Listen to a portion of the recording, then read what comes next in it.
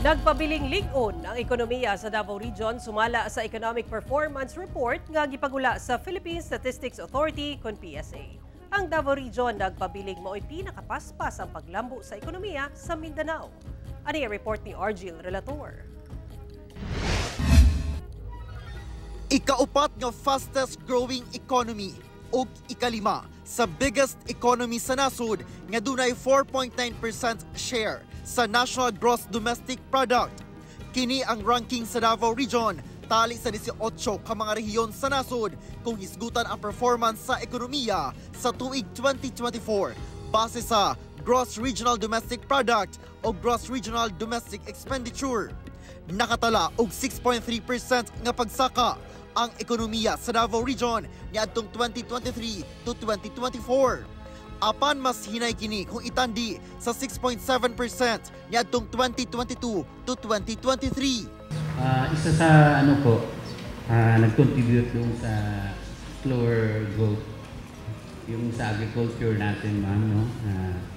Dahil doon sa decline ng banana production, coconut, corn, mango, coffee. Ang pag-igo sa mga kalamidad, ingon man sakit sa livestock, mao'y gitudlong hinungdan sa pag-ubos sa agriculture sector og 0.4%. Luyo niini sumala sa National Economic Development Authority, NEDA.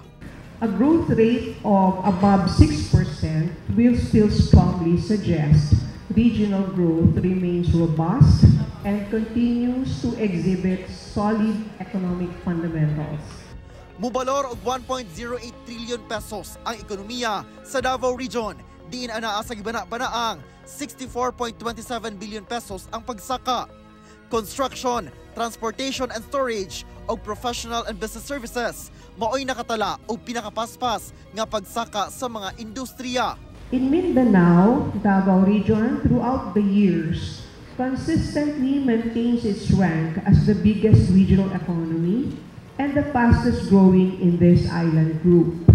Karong 2025, sumala sa NEDA, tutukan ang pagpakusog sa sektor sa agrikultura o fisheries, pinaagi sa paghanyag ng interventions aron masiguro ang long-term productivity. Kauban si Melchor Awin sa kamera. Ako si Argil Relator. 1 Mindanao.